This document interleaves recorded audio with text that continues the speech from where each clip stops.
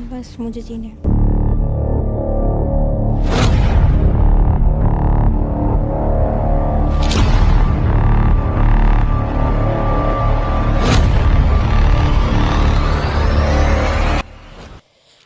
बेटी को देखते हो तो कैसा लगता है, क्योंकि पल पल जैसे एक एक दिन जाता है तो किस प्रकार से महसूस होता है, और डॉक्टर जिस प्रकार से कह रहे हैं तो कैसा बेटी को देखकर एक एक दिन आपको महसूस होता है?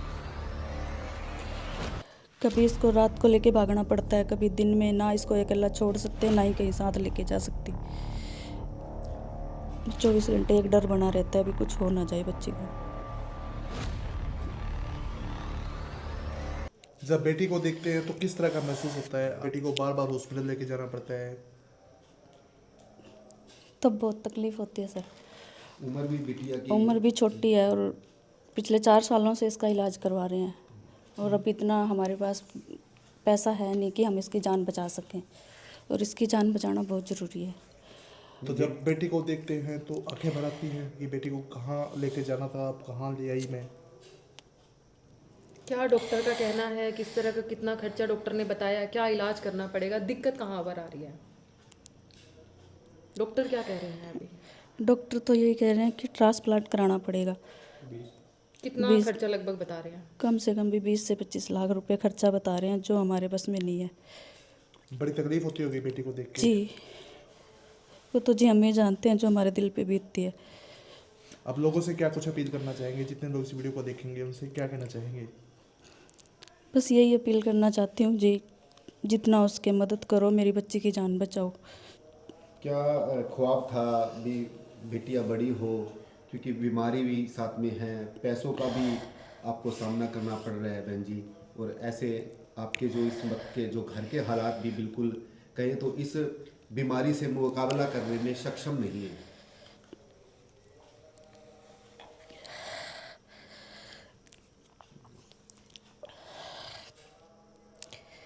सबके ख्वाब होते हैं। मेरी बस यही रिक्वेस्ट है कि भी कुछ भी करके मैंने अपनी बच्ची को बचाना है।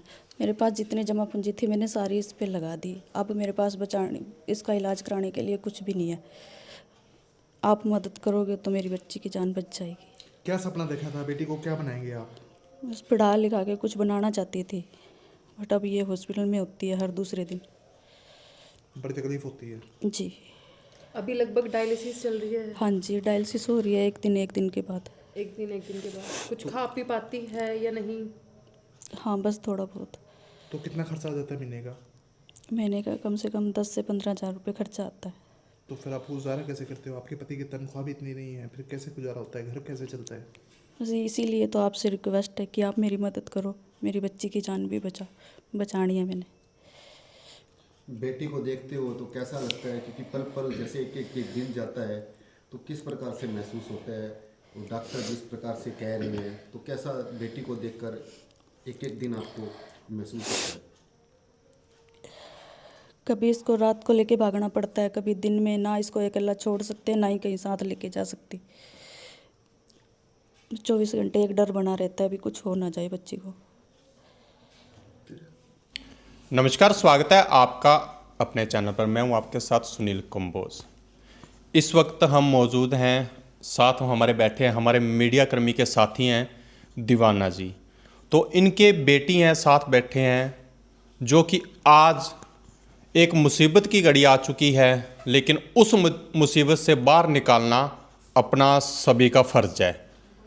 तो इस जो बच्ची है, बच्ची के जो बात करते हैं आज दीवाना जी से कि पूरी कहानी क्या है।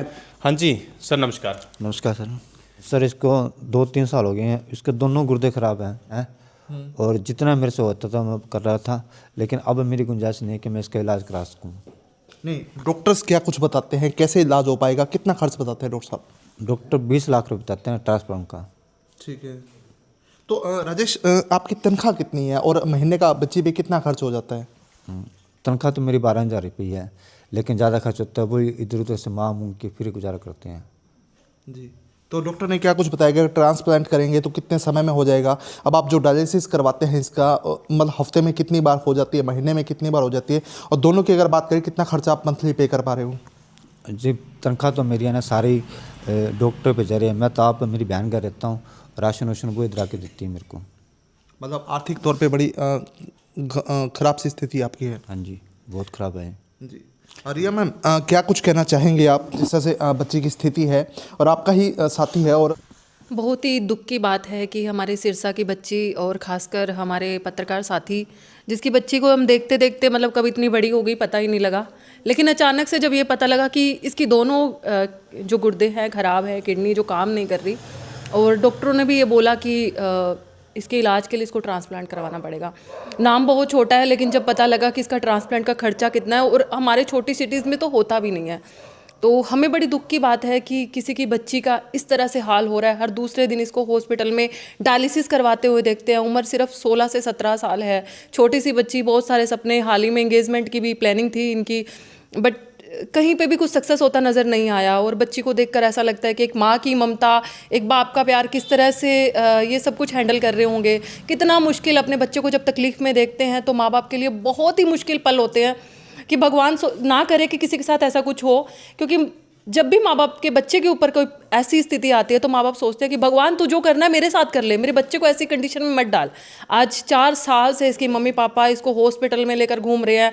ऐसा कोई हॉस्पिटल नहीं है जहाँ पे ये ना गए हों, सिरसा ही नहीं, सिरसा के बाहर भी, और बहुत सारे टाइम में मैं इनके साथ रही लगभग, और लेकिन जब तक मैं भी हार गई थी कि मैं बहुत टाइम इनको नहीं दे पा रही थी। अब मैं सोचती हूँ कि माँ किस हद तक साथ चल पाएगी, किस हद तक। आज पल ऐसा है सर, बहुत ज़रूरत है इसको साथ की। इनफैक्ट साथ ही नहीं सर, हमें किस तरह से भी मदद कर सकते हो उस तरह की मदद की ज़रूरत है। हालांकि रिया, परिवार के ख्वाब होते हैं कि बेटी को पढ़ा लिखा के मैं ये बनाऊंगा वो बनाऊंगा। जिस उम्र में उसको पढ़ाई करके कुछ बनने की दिशा में कदम उठाना चाहिए था, वो अब हॉस्पिटल के चक्कर काट रही है।